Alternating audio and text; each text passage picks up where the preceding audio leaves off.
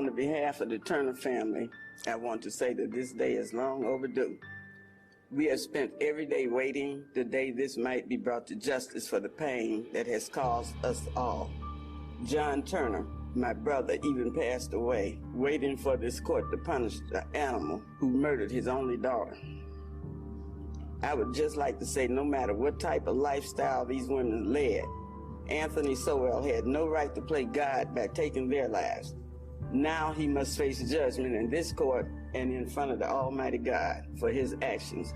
It is our hope that he meet his maker sooner rather than later. No way does he deserve to be cared for and housed by the taxpayers of society for the rest of his life in prison. He deserves to pay the ultimate cost for his crime, to be murdered and lay helpless and lifeless like our loved ones did in that disgusting house. Thank you, and may your pacemaker stop and you die tonight. I'm Dave Jari. I'm Garrett Corder. And this is Criminal as Fuck.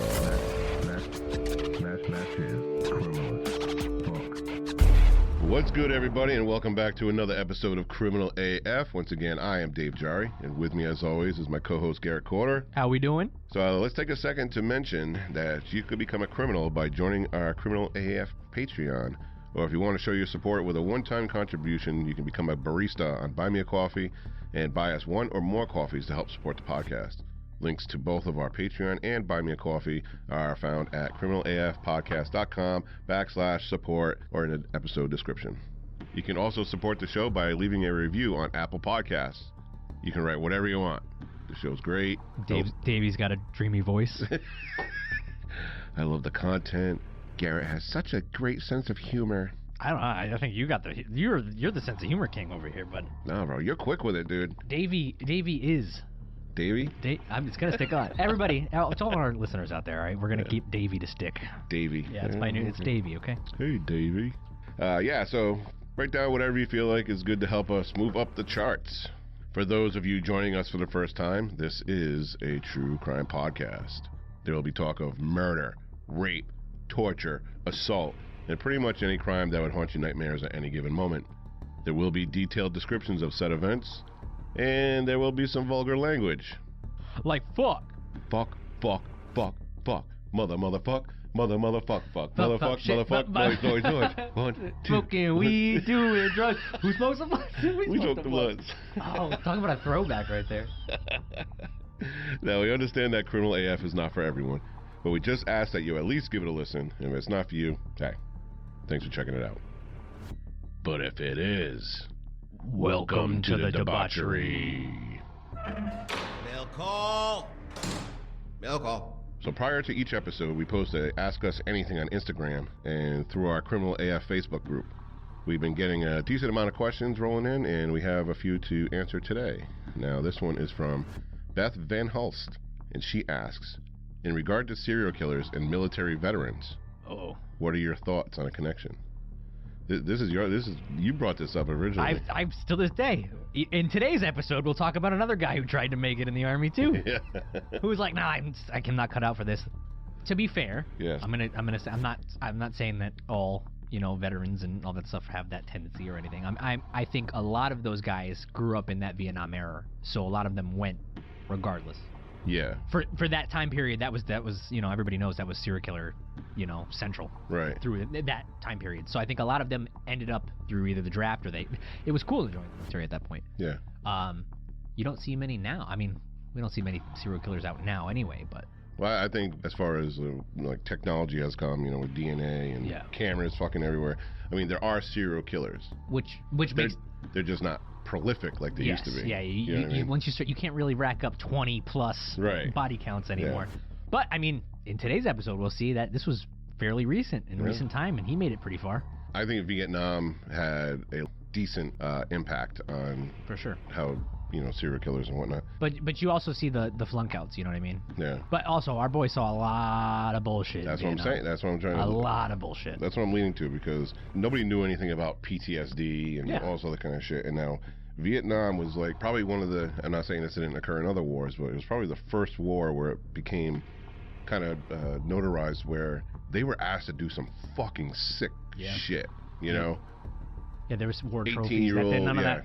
There was no laws against any of that right, stuff. 18, 19 years old, and you're being told to women, children, you just set the whole fucking village on fire, fuck them all, kind of shit. You know what I mean? It almost that fucks with you. It's almost eerily linked to Afghanistan, like Iraq and Afghanistan, because like the Marines and the Rangers that went into Fallujah too, like they were 18, 19-year-old kids that got stuck in that same aspect where it's like you have a village of people, and there might be 20 fighters, but they're using these women and children and all these people, these regular civilians as basically meat shields, which is a horrible situation.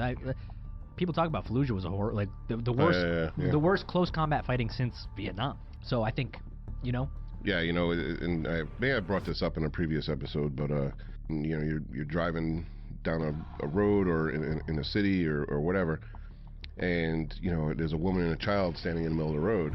That act alone, like, you don't stop. Yeah. Because if you stop, it could be an ambush. You could jeopardize the rest of your group. Yeah, so, of course. And I mean, I'm totally on board with, hey man, those are my boys, and I'm keeping them safe. I'm doing whatever I got to do to make sure all of us get out of this fucking hell alive. But to go back to the question, how does this correlate between military vet and serial killer? Like, I can definitely see how, it's kind of like when you talk about a child in a family of 5 other kids, and that one child has something turned in his brain which makes him into a serial killer. I think the same thing can be said with somebody who sees active combat. Because you have a lot of people that come back from the war that, they've seen some shit. They're, have PTSD and everything, but they don't go out and fucking on a murder spree. No, not at all. So I think it takes the type of individual who sees that kind of combat and it just fucking triggers something in his head, like, fuck yeah. So thank you, Beth, for that question. Next, we have a question from Lucy Vicky 13. If you could personally execute any serial killer by any means, who would it be? That's a good question. And wait, she wants to know how we would do it? Yeah. By any means. And who? It's gonna be that bastard right there. Let's look at the list here. It's gonna be that bastard. Who, Dahmer? No. Who? BTK? Yeah? Fucking Raider. Okay. Fuck, I don't know. I don't like him. I don't like his swagger. I don't like the way he acts. Yeah. So how would you do it? I'd probably tie him up by the neck. You know where I'm going with this, right? And then jerk off on him? And then put a plastic bag over his head, and then I'm just going to sit there and aggressively masturbate while I look him right in the eyes. Yeah. Yep. Just give it right back to him while he slowly fades out of consciousness. That's how I am. I think that the way somebody kills somebody is the way they should die. So they feel the fear, the pain, as their victims did. You know what I mean? And try to get, like, multiple points across, you know what I mean? Keep him alive for just long enough. You're right. You know what I mean? Yeah. But yeah, my answer is going to be Raider. I don't like him. I don't like the way he talks. Yeah. You hear the confessions and all that other stuff. And he just, I don't know. You could target any serial killer that killed children too. So mine would be Bundy. Oh, you don't like the pretty boy? Ted Bundy. Come on. I think he is or was an arrogant, murderous piece of shit. And he had a connecting eyebrow. He had a unibrow. Yeah. Hey, fellow uni gang. All right. Yeah. Fellow no, his was pretty. Well, no, prominent. I got to take care of mine. You know what I mean? I'd look like Bundy if I just let it grow out. Yeah. Like I can understand how people find have the fascination with, like, oh, he was like dubbed the lady killer and like all this other kind of stuff, and there's something fascinating. Smooth and suave, and truthfully, I mean, I might get a lot of hate. I don't think he's that good looking. He's not. I don't get the hype around. Even for like the 70s. Yeah, there were some great looking dudes in the 70s. Bundy wasn't up there. Nah. You had Charles Bronson, buddy, rocking around with an elephant gun, pumping holes in people with that crazy mustache. You had Clint Eastwood. Yeah, John Travolta, baby, Saturday Night. Oh, god damn! 'Cause I can tell by the way I hit to the moon. Yeah, fuck Bundy too. It would definitely Whatever. be Bundy. He's a piece of shit, and I would make him suffer. If it was just me and him in a room, and I could do whatever I wanted. Like, first, I would have him tied face down on his stomach, arms and legs tied. Okay. And I would take a curling iron, and I would shove it right up his ass, and then plug it in, and just let it slowly heat up as it burns his insides. Garrett's face right now, you should see his face. It's because you look happy when you tell you actually got joy right there. Yeah, no, I would definitely fuck him up the way he treated his victims. Let's spin this question. Okay. You have to save one. Save one. Yes. Save one serial killer. Yep, you have to save one. He gets away scot-free. You have to. Oh wait, he gets away? Oh, fuck. Yep. You have to pick one. I thought I knew yours, but maybe you're thinking a little too hard. Well, mine, well, Kemper. is, yeah. Yeah, I was going to say you would I probably... gotta go with Kemper. Yeah. That's my boy. You know, because, like, not only... like, he's a sick fuck. Anybody that can, like, cut somebody's head off to have sex with it, you know what I mean? That's, especially his own mother. You know, you got some serious, like, fucking issues. However, once he killed his mother, like, he was done. Yeah. Like, I'm done with this, you know? And I think at that point, yeah, go ahead. I mean, it kind of sucks because, you know, of the other people he murdered, but... Yeah. But like I said, you know, at that point, he was done with it, and he turned himself in, and I'd give him a pass.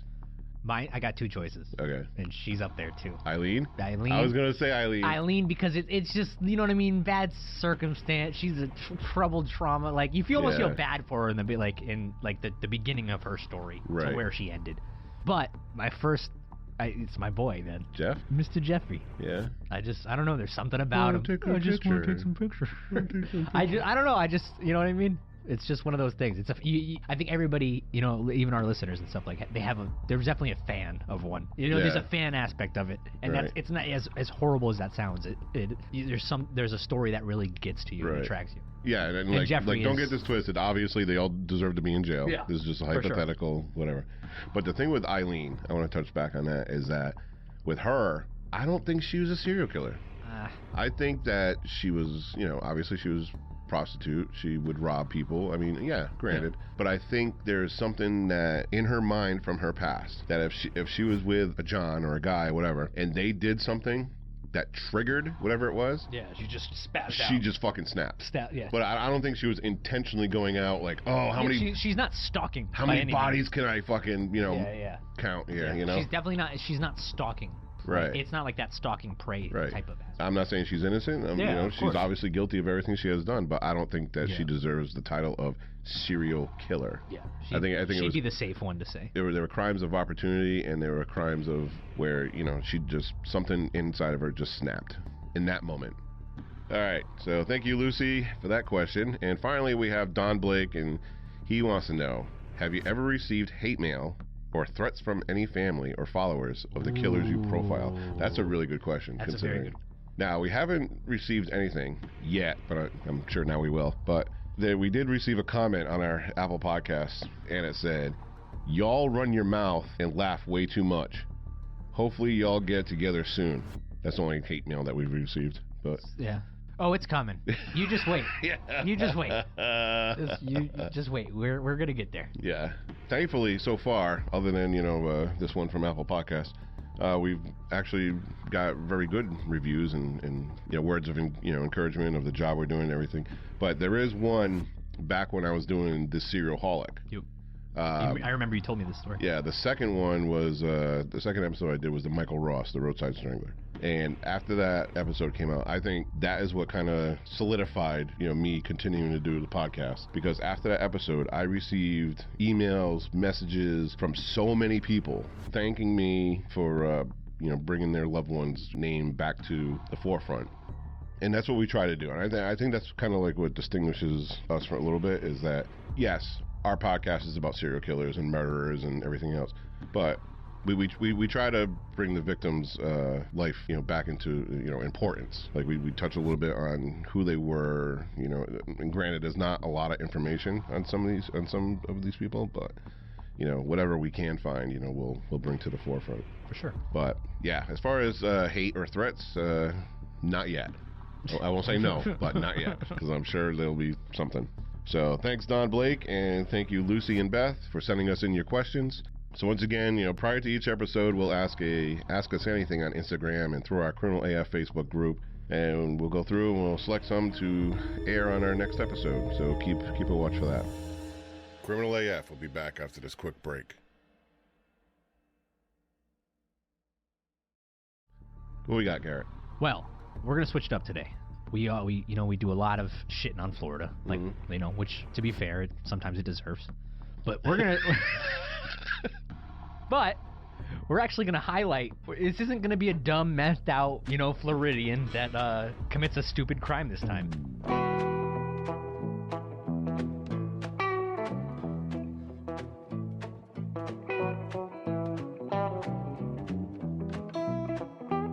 Florida officials announce arrests in a brilliant. You don't hear that much in Florida. No. Okay. Multi-million-dollar Walmart crime spree. Oh, okay. Polk County, Florida. County Sheriff Grady Judd announced the takedown of a multi-state... Oh, Grady Judd announced the takedown of a multi-state and multi-million-dollar Walmart theft operation Friday. The retail theft operation involved making fraudulent returns on Walmart televisions in exchange for cash. The organized crime spree resulted in $3.6 million of losses to the retail giant. What? 3.6 million? Fucking genius. Between just August 2019 and March 2020, investigators with the Polk County Organized Retail Crime Unit discovered over $300,000 in losses countrywide, including $174,000 in Florida and $3,500 in Polk County. These aren't petty shoplifters, these are criminals, Judd say. So far, 2 suspects have been arrested, 1 has died of natural causes, and the 2 are still at large. Quote unquote natural causes. In Florida, Judge said the suspects hit Walmart stores in 39 different counties, including Hardee, Hernando, Hillsborough, Manatee, Pasco, Pinellas, Polk, and Sarasota. Judd said that he couldn't go into too much detail about the scheme that suspects devised because he doesn't want to train future criminals. That means it was really good. Damn. So this is like a whole it's like a criminal network. operation. Yeah. He did reveal, however, that suspects would purchase large, expensive televisions from Walmart for cash, replace the TV in the box with a salvage TV, return them to the store for cash, and resell the new stolen television. Judd said that they were caught after an investigation revealed the serial numbers of the TV's menu guides didn't match the serial numbers marked on the outside of the TV boxes. What's crazy, though, is that they got away with that for that long. Right. Now granted, I have returned some stuff from Walmart before, and they just look at it, the inside of the box, and then, okay, thank you, and then throw it in a pile behind them. So I can see why it would take a while for them to catch on. But for this organization to get away with $3.6 million that is ridiculous. In losses, now granted, that number's probably a lot less because Walmart's going to inflate. They're going to inflate, and they're saying, this is how much these TVs cost, or whatever like that. Yeah. But still, the fact that these, a couple Floridians moved on from shitting in a Joe's Crab Shack and smoking meth at an RV at a daycare. They're getting pretty smart out there down in Florida. They're like, all right, get that kid over there fucking them all off.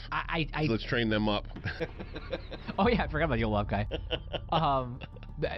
There's got to be more to this. Like he said, they didn't want to release the full details. Right. They just kind of gave, because there's no way you can come up with that much money. It's got to be. There's some pretty shady shit that goes on with fucking Walmart. Like I've heard of a story where somebody went in and they bought an AC unit, and they actually paid for it, wheeled out. Like an hour or so later, they walked back into Walmart, picked up the air conditioner, put it in a carriage, walked out, holding up their receipt, and they did that like 6 or 7 times. Yeah, self-checkout. You just walk out. Here's my receipt. That's a good one. That's switch it up. We don't hear about the smart, Florida. I'm trying to change it. Trying to switch it up here. Oh man. Hey, want to take a trip back in time? Oh, I'm ready. All right. We're gonna go back to 2009 to Cleveland, Ohio. Junior year of high school, baby. Junior year of high school. I skipped the entire year. Cleveland is the home of the Browns, the Guardians, the Cavaliers, and Bone Thugs and Harmony. Right. Yeah. All right, so we'll just hop into the studio chloroform time machine and punch in our coordinates. And away we go.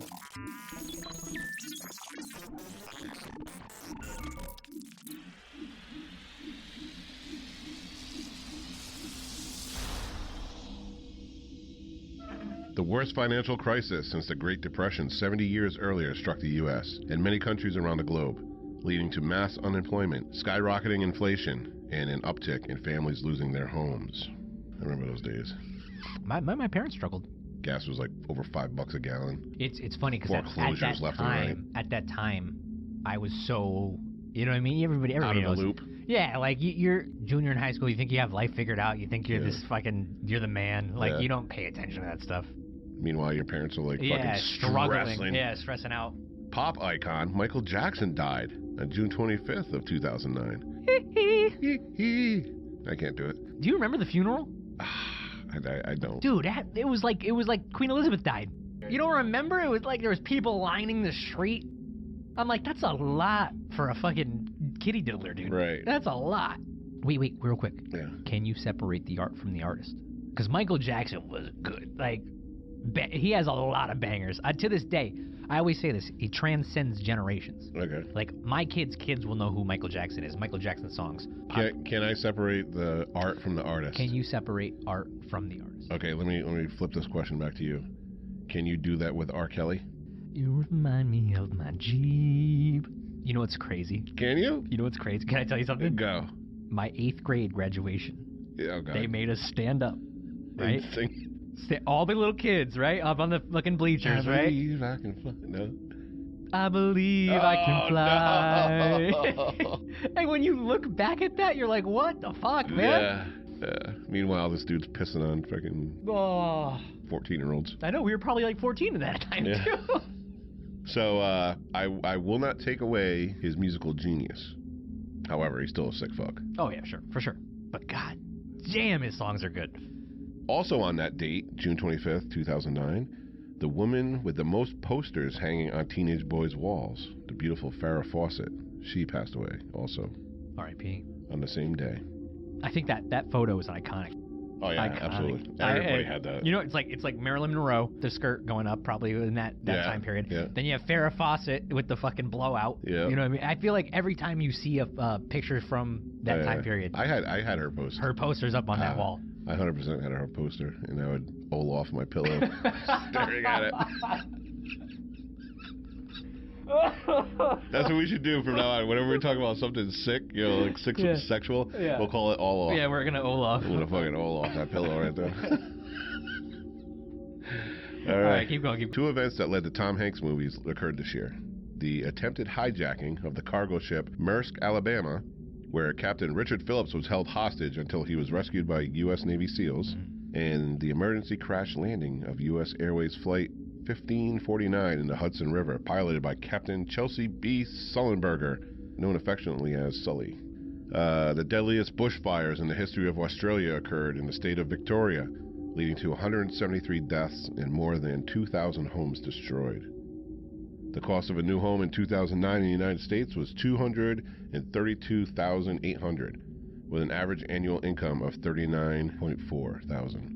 Garrett likes to figure out the math of inflation. I'm trying to think about it right now. Look out, everybody's getting screwed over. What's wild is that doesn't seem so far, like, that was right after the fall, though. That was right after the fall, yeah. Oh, wait, so homes were cheap. That was, if you had money, man, that was time to buy. Yeah. So if you had the same exact house in 2007 and the same exact house in 2009, there'd probably be like a $300,000 price difference. 2007, they were selling houses for like $800,000. If I was the age that I am now and how close I pay attention to my home value, my 401k, I would be shitting bricks in 2009. I know it too. Yeah. I just watched my my entire, everything I've put into my life just drain. Right. Oh, that's I couldn't imagine. Yeah. I remember doing real estate during that time, which was probably the worst time to do real estate. And I didn't know you were a real estate agent. I dabbled a little bit. I dabbled. Dave Jari, real estate agent. Can I offer you some finger sandwiches? Welcome to the open house. Welcome to the bro. No shot, you were a fucking real estate agent. 100%. No, show me I need to see you in a shitty suit with next to like some stupid white picket fence with a fucking fake smile on, like you're gonna take care of these people. You know what? I will show you. I gotta dig them out. Because I feel like if you're a real estate agent, you got to take professional photos, right? Oh, you need it. Dude, my photo shot, dude, it's like a fucking glamour shot, bro. I look fucking on point. What's worse? Fucking airbrushed everything. What's worse? What? Real estate agents or used car salesmen? Because to me, they're the same fucking thing.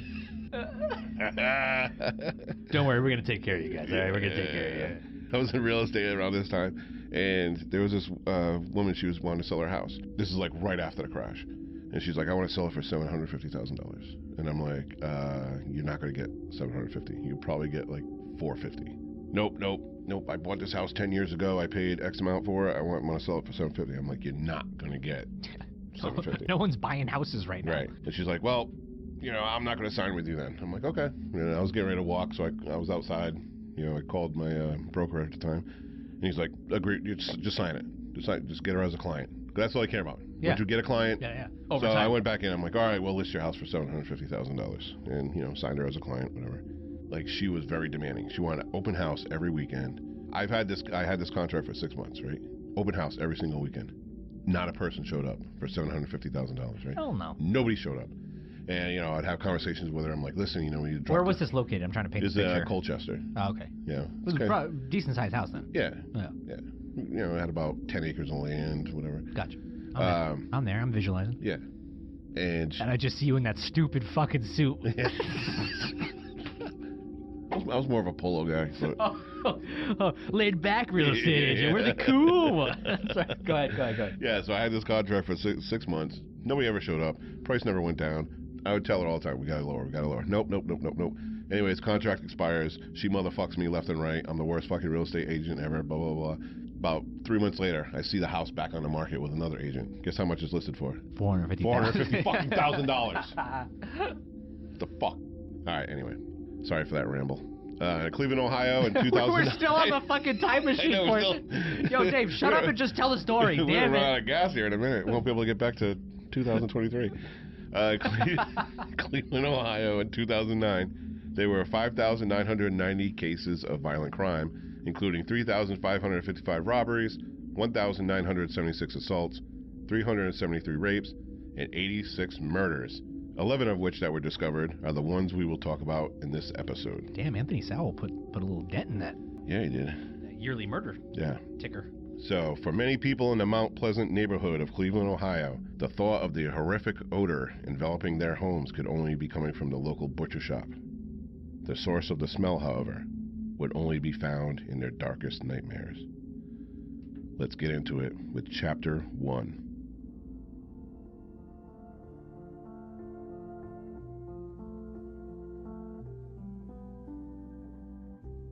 On the corner of Imperial Avenue and East 123rd Street in the Mount Pleasant neighborhood of Cleveland, Ohio, you will find Ray's Sausage Company, a butcher shop specializing in pork, beef sausage, head cheese, and souse. Established in 1952 by the late Raymond Cash Sr., Ray's Sausage serves the greater Cleveland area, as well as several supermarkets throughout Northeast Ohio. From 2007 to 2009, Ray's Sausage became well known to the residents in their neighborhood for another reason: the smell. There was a permeating, putrid smell enveloping the area around Ray's that caused many residents to contact the health department. There were claims that the smell was reminiscent of rotting flesh, and it got so bad at times, people wouldn't leave their homes. During those years, even some employees at Ray's couldn't bear going into work. After receiving several citations from the city, the current owners, Ray's children, Renee and Ray Jr., spent tens of thousands of dollars replacing plumbing fixtures, sewer lines, and grease traps. After all of the money spent for these upgrades, the smell was still persistent, and Renee and Ray Jr. were left scratching their heads. Then, in October of 2009, the source of the smell was discovered. It wasn't coming from Ray's Sausage, it was coming from next door, a home located at 12205 Imperial Avenue. And the source wasn't a broken sewer line, it was the decomposing remains of 11 women.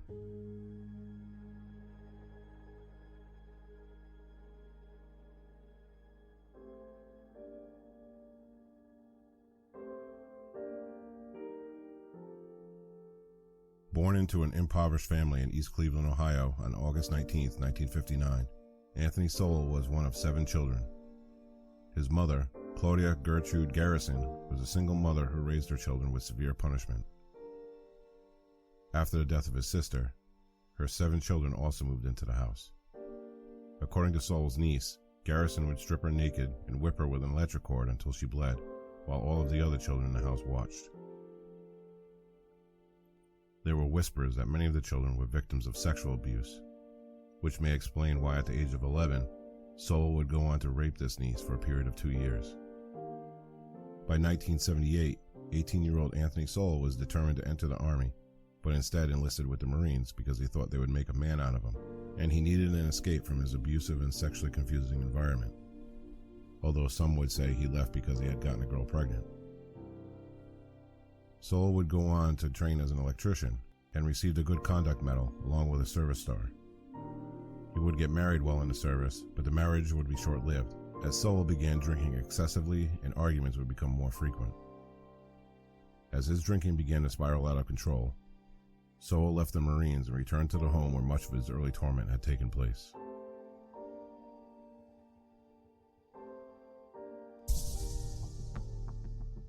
How about the bad rap that Ray's Sausage Company received? I know that those poor business owners, man. Spending tens of thousands of dollars for no fucking reason. You think you could get that money back? Well, you can come back in the state and be like, whoa, wait. No, they never got. Because they, like, you know what I mean. The health department was the one who made them do all this, and it's considered a normal upgrade cost, I guess. For Ray's Sausage. Yeah, so this all occurred in 2007 to 2009 time frame, and to this day, Ray's Sausage is still feeling the financial impact from spending all that money needlessly. I do want to talk about a tourist destination. You want to go? I'd fucking love to go. We should take a ride out. Yeah. Yeah, we can go to the Ark and then go up there. I'd do it. All right. Because right next door is they're supposed to turn it into a park where Sowell's house was, but they tore it down. Oh, it's torn down? Oh, yeah. I wanted to see the house. No, that was just like a field. They're supposed to turn it into a park, but I don't think anybody's ever really done anything with it. But I do want to go to Ray's Sausage, though. Now, for that, I looked up a little bit on Ray's, and for those that don't know, Ray's started off 71 years ago as a veteran-owned and African-American-owned company. Ray's has been passed down 3 generations and is now a woman-owned and African-American-owned company. Wow. So if you are listening in Ohio or the surrounding states, please support this local business and help them reach their goals of being federal USDA certified, so they can take their business to the next level and sell their amazing products outside of the state of Ohio. Nice. And across the U.S. Because right now they're USDA certified only for Ohio. Their products currently sell in local markets and grocery stores throughout northern Ohio, or you can visit the actual storefront of Ray's Sausage, located at 3146 East 123rd Street in Cleveland, Ohio. They have, as bad as that was, you got a little bit of good press from that. You know what I mean? I would say you guys, yeah. Yeah, there's probably some people that go there just to check out. Not at the time. Later you did. Yeah. I'm talking about all the people. Not at the time, they're like, oh, they're like people like me and you who are like, let's go take a ride to Ray's Sausage. You know what I mean? They're probably doing all right. A little bit about Sowell. In school, he had a shy demeanor and would be ridiculed by his classmates because he didn't have a girlfriend, and was mocked for his alleged lack of sexual experience. Now, unknown to them, Sowell moved on from raping his niece to raping several of his own cousins. And although these rapes were reported to police, Sowell was never questioned or charged. Sowell, he enlisted in the Marines, and he ended up having a pretty distinguished 6-year career. He was promoted to private first class right out of basic, which I guess is unheard of. Like, not many people first class. You know, depends if you have a degree or not. Yeah. Nowadays, you need to have like an associate's or bachelor's to get private first class outside of, you know what I mean? Right. He ended up becoming a sergeant, but was demoted to corporal prior to his discharge for a drunken incident with military police. You think that if he would have gotten his drinking under control, that this entire story would turn out differently? You know what I mean? He does a full career in the military. You think this story would have turned out differently? No. I don't think so either, because I feel like that rage was always in him, and even if he did a 25 year and out type of deal, he'd get home and then just be like, now it's time. Well, if he's already raping his cousins, in his pre-teen and teen years, I mean that's only going to escalate, regardless of the drinking, regardless of the military, regardless of anything. He's like one of the ones that his mind was flipped very early on. Yeah. Yeah, because there was 100% sexual abuse there. Yeah. Now we'll go into how Anthony Sowell begins escalating his drinking and his violence here in Chapter 2.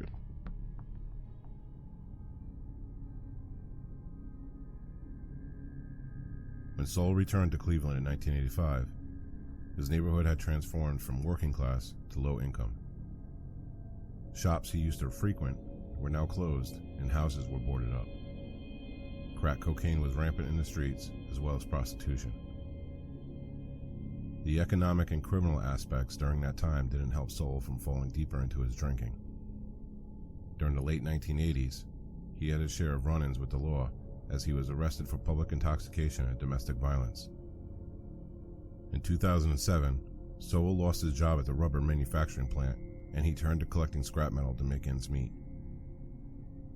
Sowell met another woman, Lori Frazier, the niece of Cleveland Mayor Frank Jackson, and she moved in for a short time. She recalled smelling a foul odor while living there, but as with the other people in the neighborhood, she attributed the smell to Ray's Sausage Company. Crystal Dozier, a 35-year-old mother of 7 when she was last seen in May of 2007, was living just a few miles away from Soul in East Cleveland, but she was no stranger to this area. She lived on Imperial Avenue just 3 years earlier and was familiar with Soul. On the night of her disappearance, Soul would lure her into his home with a ruse he would use several more times. He invited Crystal in for a beer. Once inside, something would trigger Soul into a sexual and murderous rage. Next was 31-year-old Tashana Culver, who in June of 2008 vanished. The mother of 4 was last seen by her family, but was never reported missing. Tashana, like many of the others in the area, had a problem with drugs. Her family would lose contact with her for weeks at a time, and they thought that this time was no different. Even though LaShonda Long struggled with her addiction and life on the streets, she would still read her young daughter bedtime stories and tuck her into bed, and suddenly, that nightly ritual would be no more. In August of 2008, LaShonda would accept an invite into Soul's house and never be heard from again. October brought the disappearance of 45-year-old Michelle Mason. Michelle would never go more than a couple of days without having some sort of contact with her family. On October 12, 2008, Michelle's family would report her missing. According to records, police completed a full investigation into her disappearance, but her family felt that she was thrown to the wayside because of her addiction and criminal history. It was determined that Michelle had simply ran away, even though her social security checks would go uncashed. On November 10, 2008, 53-year-old Tanya Carmichael had asked her mother, Barbara, to borrow $20 so she can fix the door on her truck. Barbara understood that giving her daughter the $20 would most likely lead to Tanya buying drugs, but she couldn't refuse her daughter. Tanya would go missing that night, and a panicked search ensued. On the third day of the search, Barbara located Tanya's truck, just 4 blocks away from 12205 Imperial Avenue, with the door fixed.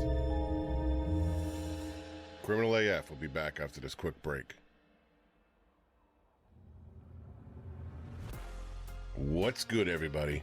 Nothing says I am one of the debauched like Criminal AF apparel and merchandise. Choose from multiple designs that fit your style and your attitude. For women, for men, around the home, or at the office. You can look great repping Criminal AF wherever you go and help support the podcast as well by visiting criminalafpodcast.com/shop or click on the link in the episode description. Go get you some merch. Yes, sir.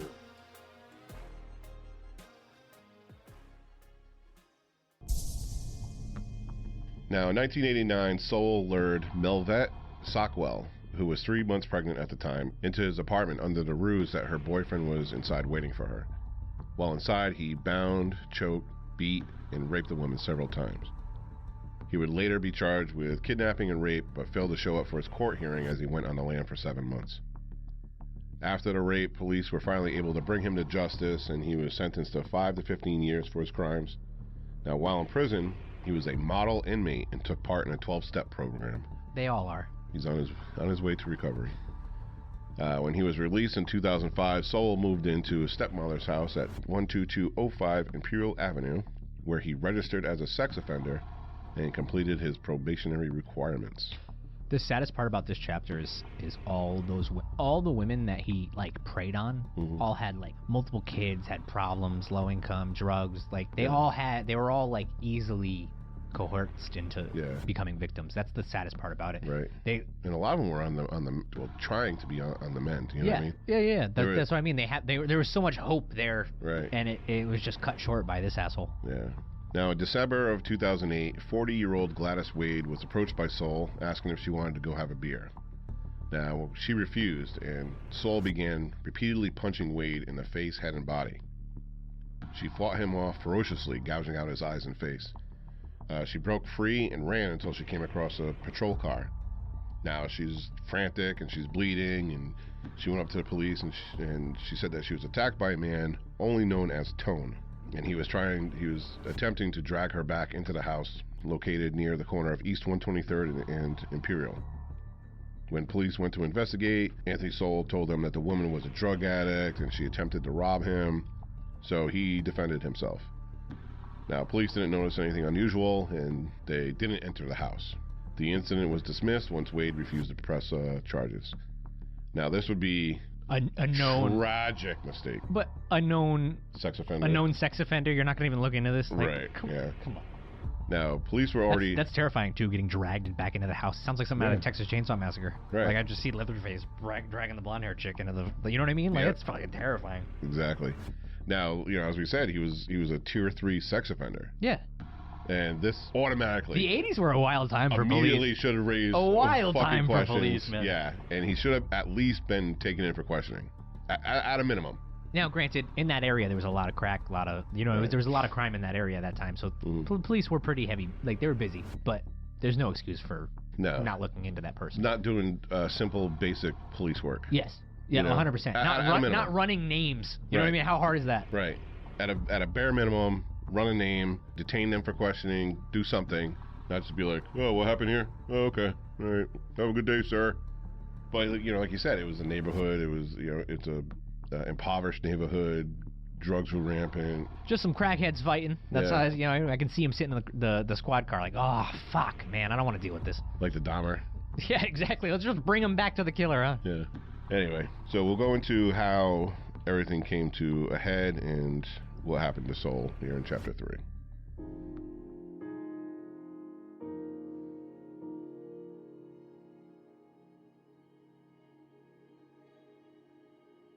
In 2009, the disappearance of women in the Mount Pleasant neighborhood would escalate. In April, 2 women would go missing, 43-year-old Nancy Cobbs and 47-year-old Imelda Hunter. Nancy, a mother of 4 who lived with her daughter just a few blocks away from Soule, would vanish shortly after her birthday. She was known to disappear from time to time, so it doesn't come as a shock that her family wouldn't report her missing until June of that year. Imelda, the mother of 2 sons and a daughter, was a woman of many hobbies, including reading and crossword puzzles. Unfortunately, her time was also filled with drugs. Imelda was familiar with the area and was known to drink beer with Soule on occasion. As with the others, she was in and out of her family's lives for extended periods of time, so when she went missing, it came as no surprise. It remained quiet for some time when another 2 women vanished in plain sight in June of 2009. Talacia Fortson, 31, and Janice Webb, 49, both of whom were not reported missing until after the bodies were discovered on Imperial Avenue. Talacia had 3 children, but lost custody due to her drug use. This didn't mean that she was out of their lives. Quite the contrary, Talacia was still involved with their upbringing. She would often attend church in the hopes of turning her life around. In fact, she attended church for 6 Sundays in a row, just a block from Soule's house. When she didn't show up to braid her daughter's hair, her family grew concerned. Unfortunately, because of her addiction, this was at times a common practice. For Janice Webb, being a mother and a grandmother made her beam with pride, but it was a struggle to keep her away from her demons. She was reported missing in August, and police searched relentlessly for her, checking friends and relatives, hospitals, and local shelters. It didn't take long for her trail to grow cold. 44-year-old Kim Smith and her father made a pact. They would take care of each other. Her father, limited to a wheelchair due to a spinal injury, would help Kim try to stay clean, and Kim would help handle all of his daily tasks, cook, clean, and bring him to his doctor's appointments. He would recall that she would sing to him, and she was quite good, having sang in local musical acts. Her downfall was crack cocaine, and she knew the right place to get her fix, 12205 Imperial Avenue. She would not live to hold up her end of the pact. In July of 2009, she was gone. For the 21 months prior to 38-year-old Diane Turner's disappearance in September of 2009, she was clean and sober, Having battled addiction for several years, one by one she had her 5 children pulled from her home. Vowing to be a better mother, she sought help and was poised for a comeback. She met her new boyfriend and was pregnant with their child, but this feel-good story would come crashing down. 4 days after the birth of her child, family services came and removed the baby from her custody. All of the hard work that she put into turning her life around, she now felt that none of it mattered and fell back into drugs and alcohol. She was the last of Soul's murder victims because finally, Cleveland police followed through with a new complaint. On October 28, 2009, police received a complaint from Latundra Billups saying that she was sexually assaulted by Anthony Soul. In her statement, she said she was invited in by Soul to have a beer. Now, once inside, Soul began punching the woman in the face and head and then ripped her clothes off, performed oral sex, then raped her. She was able to escape because she promised Soul she would return the next day for more sex. Smart. Yeah. Very smart. Yeah. Now, police put 2 and 2 together, and this woman's claim was similar to Gladys Wade's statement from 2008. He must have been a different police officer. Yeah. And the rape victim from the 1980s, they all fucking matched up their stories. So police obtained an arrest warrant for Anthony Soul. On October 29th, an officer for the Cleveland police went to the home to serve the warrant. Now, Soul wasn't home, but the officer entered the property for the first time, and this is when they discovered fucking everything. Yep. Could you imagine that smell, too? Oh. And he was living in it, too. He was living in it. Ugh. The whole neighborhood was living in it. Yeah. It Poor Ray stunk. Sausage. I know. The guy's looking at that empty, clean grease trap like, Yeah. what the fuck is He's going like, on? what else can we fucking do? What the fuck is going on here? Yeah. So after a brief search of the house, the bodies of Diane Turner and Talisha Fortson were discovered on the 3rd floor. Soul was now wanted for murder. Police obtained a search warrant for the entire property and returned the following day, this time along with the county coroner's office and a cadaver dog. Now, these cadaver dogs, man, they could fucking... 10 feet under? Yeah, they can smell everything. Just for all you people who want to know, you got an excavator 10 feet deeper than... Everybody says 6 feet. You got to go past 10 feet. Cadaver dogs can smell up to that far. Well, it's a good tip so you know. throw out there. Excavator, you can hide anything. Then they found Janice Webb, Nancy Cobb, and Tashana Culver in the basement. The cadaver dog also alerted them to a body in the backyard, which was later confirmed as Tanya Carmichael. On October 31st, Anthony Soul was seen walking in the area and was picked up by police. On November 3rd, another search warrant was issued. This time, a backhoe would be brought to the property. Police then discovered the remains of Michelle Mason, Kim Smith, Imelda Hunter, and Crystal Dozier in the backyard. The head of LaShonda Long was found shortly after in the basement. It's crazy that he got away with so many murders and his body count was so high, but at the same time, he picked the perfect victims. Yeah. They all would disappear for weeks without contacting family members and all this stuff. A lot of them had trouble past, so nobody went out looking for them. No one gave him the time of the day. Yeah. So it was like almost like a perfect storm for him to be able to amount that many victims. Yeah, and like some of the families, even they said like it was common for some of these women to be gone days, weeks at a time. So nothing ever really, no red flags were raised immediately. And that the sad truth would be that the police, when they hear this, that a crackhead had ran away, they're not out here looking. They'll turn up found or they'll turn up dead. Yeah, exactly. Now, the autopsy results showed that Tashana Culver had suffered a fractured hyoid bone in her neck, suggesting manual strangulation. 7 of the victims, Tanya Carmichael, Nancy Cobbs, Crystal Dozier, Talisha Fortson, Imelda Hunter, Michelle Mason, and Janice Webb, had ligatures around their necks. And the coroners concluded that their deaths had been caused by ligature strangulation. The coroners further concluded that LaShonda Long, Kim Smith, and Diane Turner were killed by homicidal violence of an undetermined type. So basically there was nothing much left to determine the cause of death. Jesus. Other evidence showed that 6 bodies, Tanya Carmichael, Nancy Cobbs, Tashana Culver, Crystal Dozier, Kim Smith, and Janice Webb, had bindings or the remains of bindings still around their wrists and ankles when they were found.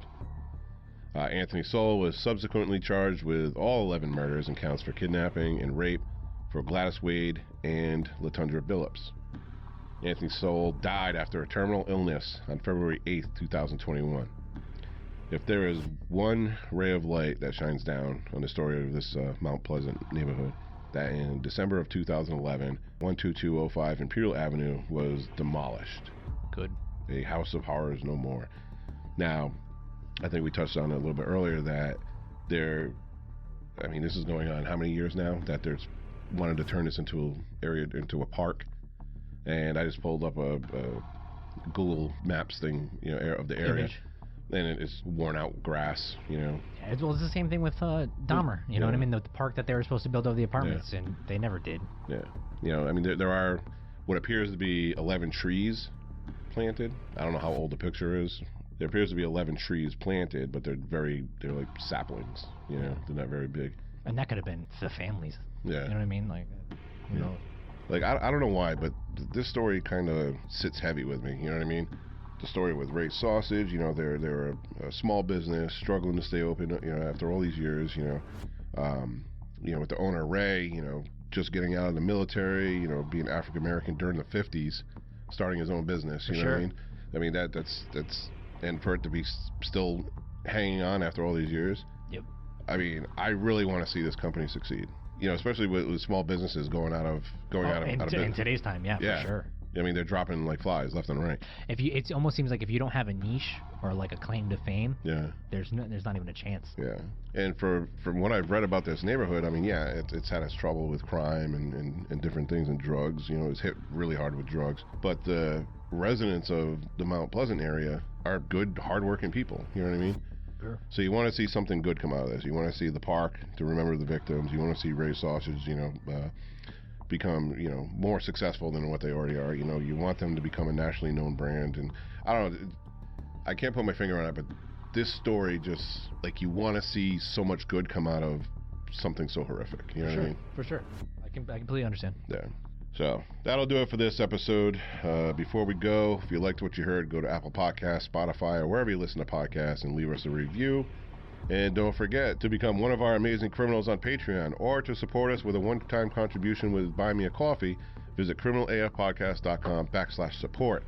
Links to our merchandise. Go get you some merch. Go get you some merch. Links to our merchandise, social support, and more are in the episode description, or you can visit criminalafpodcast.com for all of your criminal AF needs. Now, signing off from Studio Chloroform. Keep your head on a swivel, and take care till next time. Now give me our theme music. See ya.